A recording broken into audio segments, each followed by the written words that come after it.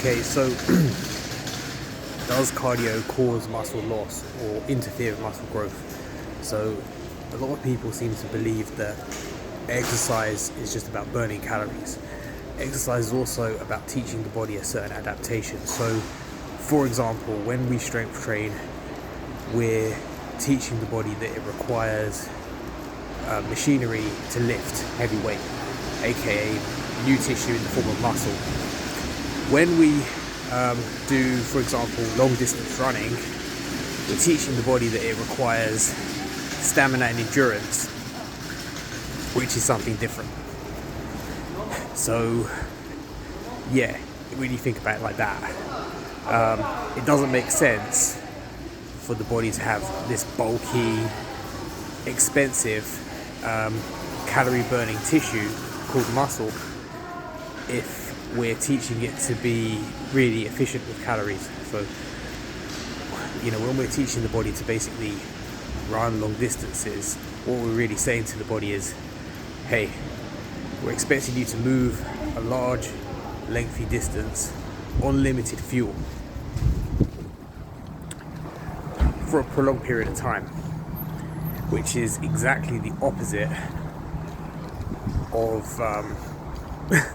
what muscle tissue does. Muscle tissue really uses a lot of calories. It has a lot of calorie demand. It's very calorie inefficient.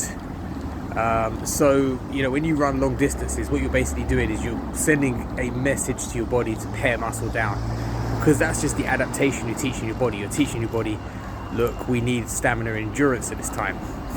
Whereas if we cut all that out and we just focus on the strength side of it and just building strength, we're doing something completely different. We're teaching our body to be inefficient with calories because it needs to build new tissue. So yes, in that sense, you can get to a certain point where, like, long distance running, for example, does interfere with muscle growth.